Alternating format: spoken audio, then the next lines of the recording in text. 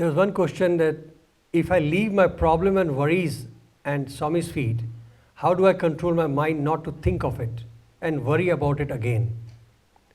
I want to surrender completely to Swami, but my mind starts thinking of my problems and worries again. What should I do? Anybody has this issue? Then why didn't you ask?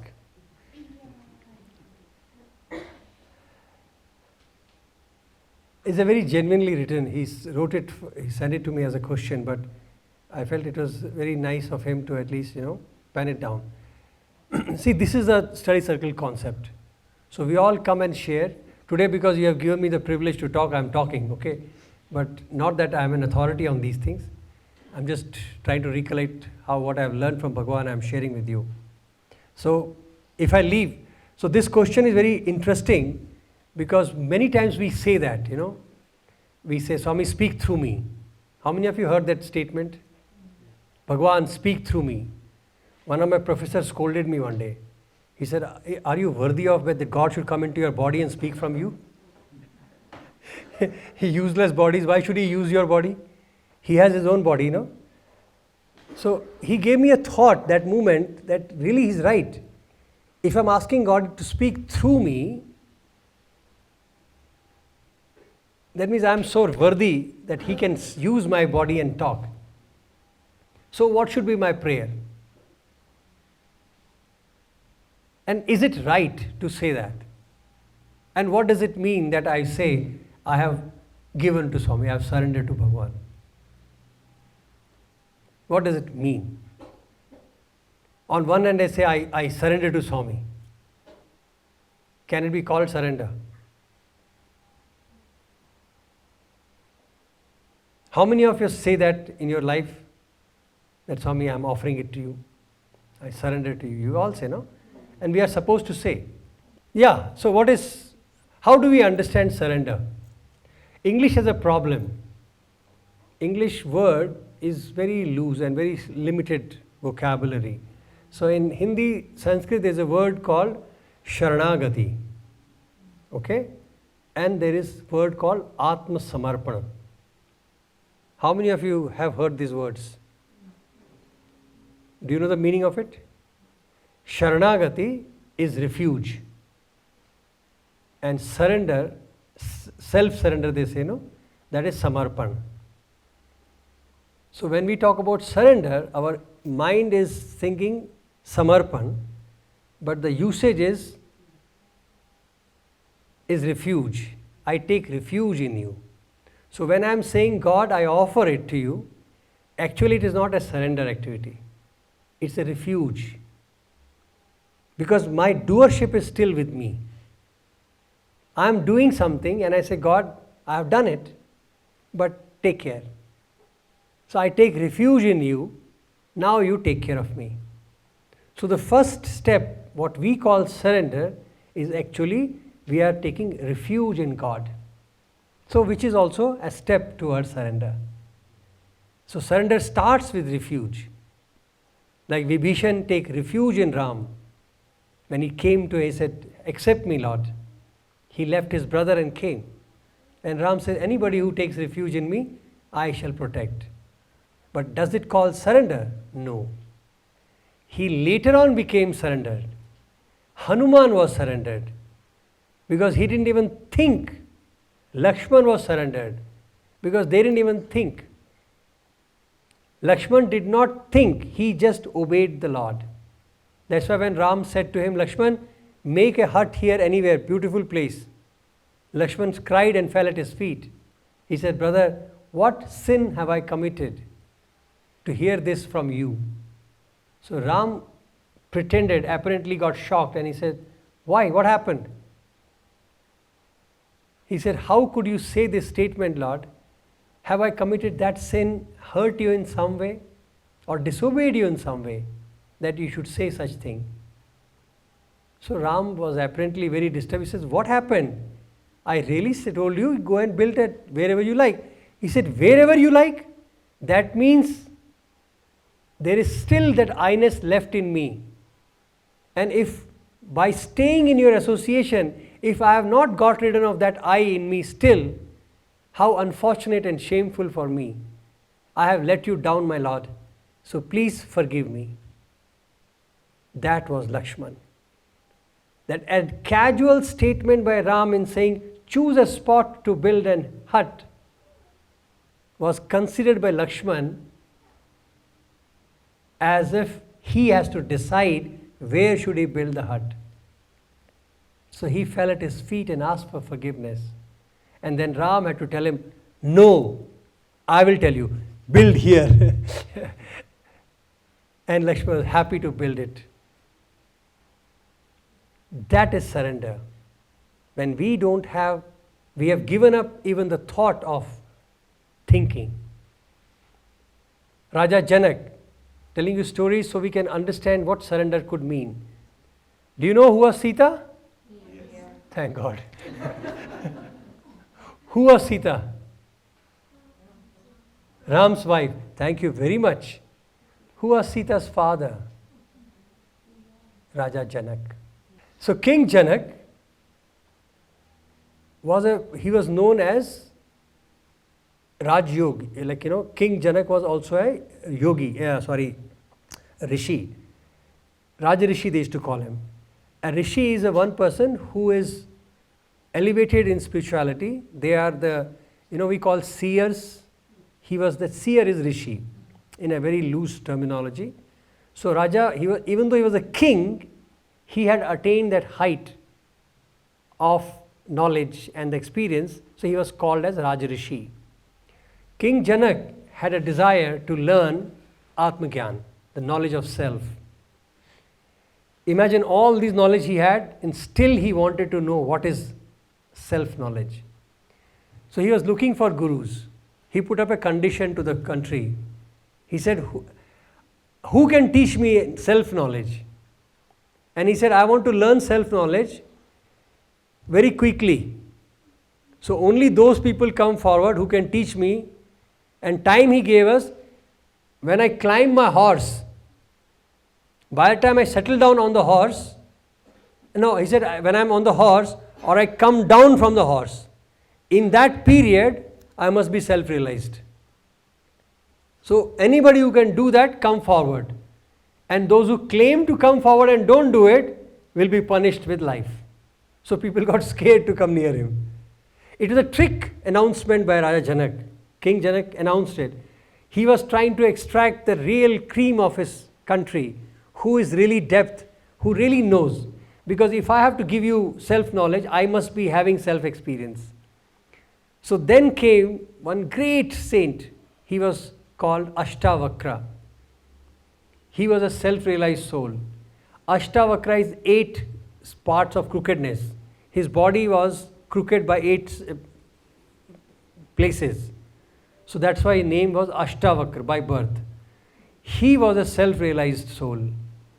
So he takes a challenge to Janak and he says, I'll teach your king.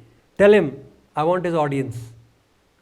So he comes and Raja Janak said, okay, you ready to take the challenge? He said, yes. But Raja, king, if you want to learn from me, then you have to accept my ownership, right? My authority. So you have to become my student first. Unless you are my student, I can't teach you. So Janak said, I am ready. So he puts him down from the throne. He says, I am your teacher, so I have to be higher than you. So you are my student, sit down. In the middle of the road, he made him sit. Because now he is a teacher. So he says, whatever I say, you have to follow. And king said, yes, I will follow. And after a brief conversation, he took him on the middle of the street and said, sit here. He said, Janak, now before I teach you, you know that there is a custom that a student on learning, he has to give Guru Dakshina, they call it. It is not a payment, it is not a fees to Guru, it is Dakshina. Dakshina is like as a token of appreciation or a gratitude. As a token of gratitude, a student has to give something to the Guru. And usually the trend was that whatever Guru asks, you will say yes, as a gratitude to the knowledge that you received. So Ashtavakra said, you know the parampara, you know the process. So are you ready to give me the Guru Dakshina? So Janak said, ask. He said, Janak, I don't want anything of your kingdom and all that nonsense. I don't care. I have to ask something from you, which you have in control. He said, if anything in my control, I'll give you. Tell me. And he said, give me your mind. And King Janak said, my mind from now onwards is yours. And he sat down. And Janak, Ashtavakra said, sit here till I call you. And Ashtavakra went. Now a king of a country is sitting on the middle of the road because his guru said, sit till I come. And guru went. The soldiers are searching for the king. Where is the king? And they see him sitting on the road. So they go and tell him, king, come. King is not responding. So they got scared that king has lost his mind or something. So they ran. By the time they ran, there was some kind of a commotion and there's a fire in the palace. So the whole palace was burning. So now all the people came running to king and said, King, palace is burning. Your family there, your wife there, people are there. But he kept sitting. He didn't move, he didn't blink. So they started looking for who made him like that. Somebody said he had a guru who put him here. So they went and looked for guru. The guru was in his ashram relaxing. So they called him, sir, what have you done to our king? Such a good person, such a great person. He has been good to everybody. You have punished him. He said, no, what happened? So they explained to him the situation. And Ashtavakra smiled. He said, don't worry, I'll take care. He came and he said, Janak, get up. And Janak got up. And he said, Janak, they have been screaming at you and telling you things about your palace. Why didn't you respond? He said, Master, when the mind is with you, how will I respond? He said, but your kingdom got burnt. He said, whose kingdom, Master?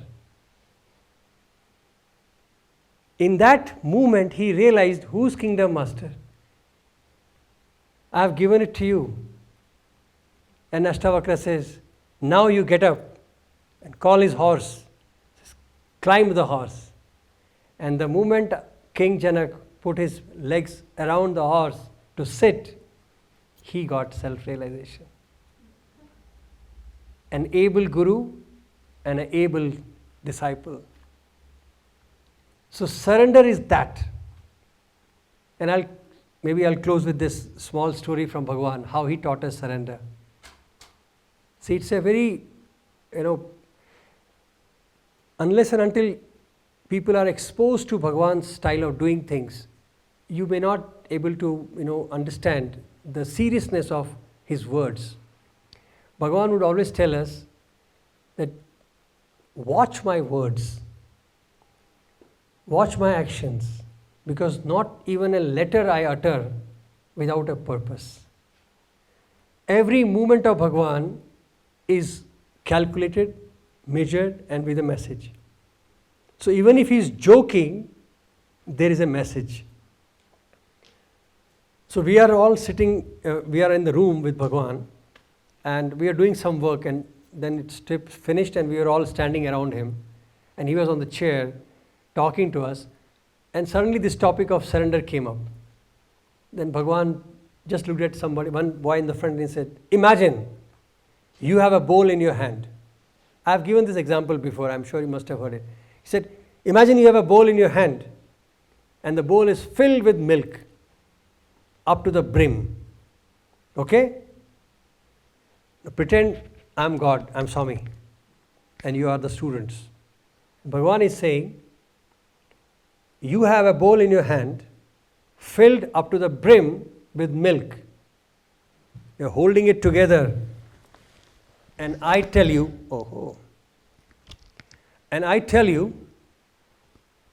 leave it and come. What will you do? Quick, there's no thinking time. You lost it. Put it down. Drop it. Just leave it means what? It needs to fall. Just okay. Drop it. Leave it and go. Any other?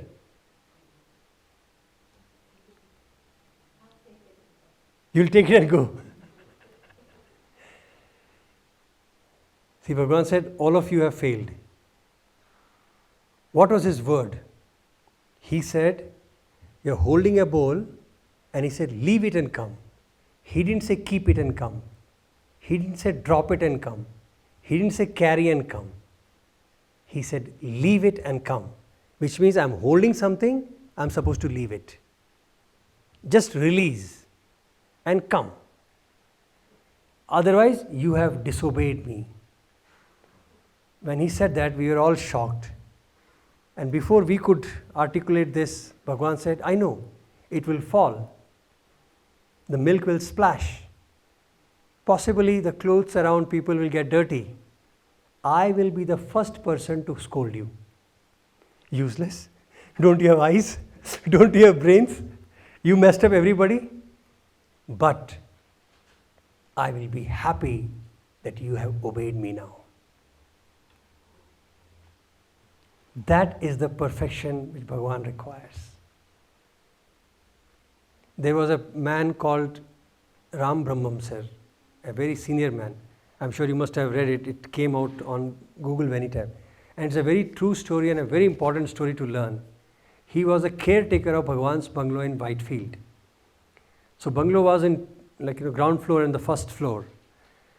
So Bhagavan was with students upstairs, and they were all hanging around up, and then Bhagavan, for some reason, he wanted to call them to his room, and he said, boys, come. And while crossing, there is a staircase, which, and Ram Brahmam Garu, this person, was at the staircase. He was waiting because he was always attentive that Bhagavan can call and all that. He was holding a cup of Bhagavan's tea. And he was not sure what to do. He was like holding it there. And when Bhagavan from top, he said, Ram Brahmam, you also come. So Ram Brahmam was standing like that. Stair is in front of you. And there's a dining table on this side. So when Bhagavan said, Ram Brahmam, come.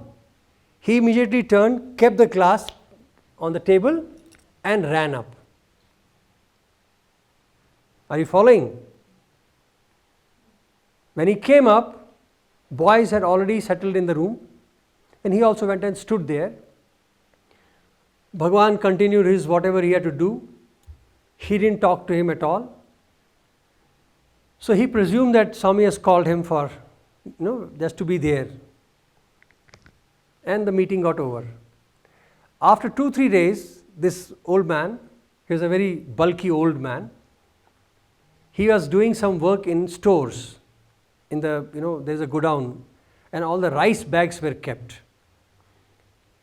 And there were a pile of rice bags, and one bag was in the middle, and he didn't see, and he tripped on the rice bag. And while falling, front is a floor. So if he would have fallen, he would have had severe injury. But while falling, his hand went like that, and somehow he touched some bags. And because of some effect, some 2-3 gunny bags, rice bags from there fell down. So in the rhythmic way, he tripped, his hand was like that, some bags fell, and when he fell on the bags. See the effect? And he was saved. But because the old man, he fell, so he had a little pull in the back, so he was itching. So when he was walking, you could see that there was some kind of a discomfort.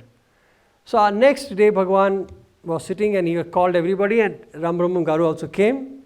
So when he was coming, he was little bit, his body language was different. Swami said, what happened, Ram Brahmam? And Ram Brahmam sitting down, he said, Bhagavan, yesterday I was in the storeroom, I tripped, and by your grace, I was saved. And I fell on the bags, but I got a little sprain. So Ram Brahmam said this, Swami, by your grace, Swami, I am saved, thank you very much. Swami very, very casually, without anything, he said, yeah, what to do. When I call you, you go to keep the cup first and then come to me. But when you call, I have to rush, otherwise you will get hurt. See what a message he conveyed? When I call you, you go and keep the cup first and then come to me. But when you call, I rush to save you, otherwise you would have got hurt. So what we consider as surrender, if I tell common youths today about surrender, you may feel that it is some kind of suppression. It is some kind of an authoritative attitude of Bhagavan, right? Why does he want people to be like a servant to him? That whatever he says you have to follow. Now see the servitude of God. Because surrender is not one way. The God has surrendered to devotees. And if you want to love and become God, we have to have the attitude of surrender. So unless we have that attitude of surrender, we will never be able to understand what God means. So God is so surrendered, the moment we say Sai Ram, he just comes and helps. Can you imagine how obedient he is? And we are using our head that what did I do mistake? He said come, so I am keeping the glass and coming. You see the difference? So all these attributes actually get defined when we start understanding that these are divine attributes. So God does not expect you to do prayer for his sake. He doesn't expect surrender for his sake. We need surrender for our sake. Because without surrender, we will not experience divinity. He expects all of that for us because so that we can grow to experience him. Because that is how God is. So because we are God, we need to have these attributes. So it is not that people have this concept that why should God want everybody should follow him command? Is he like a ruthless leader? No. Imagine how servitude God has. The moment I say Sami, any part of the world, and I expect my God to respond instantly. So should I call him my servant? And that is why Bhagavan says, there is no servant more than God. I am the biggest servant. I am at your beck and call. But nobody is on my call. That is Swami's statement. That I am at your beck and call. So we say, na, Anath Anatha Sai. We say, Swami, we are, what is Anath? Orphans. So Bhagavan says, none of you are orphans because I am yours. So he says, true orphan is God because I have nobody. Where will God go? So true orphan is God, not us. So the moment I say God, he comes. So how can I be orphan? See, this is the beauty of Bhagavan's teaching. And that is why all these attitudes starts breaking down. My God. We think, if I just tell you that story that Swami wanted me to drop the thing and run, then natural to think like, my God, Swami is so strict. Huh? Actually, he is not strict.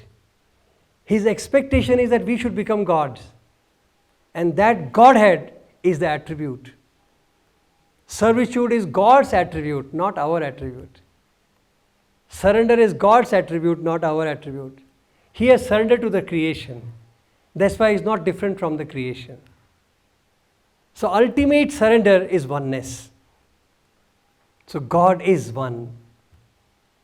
So if you want to experience God, if we want to experience God, we have to inculcate these attributes.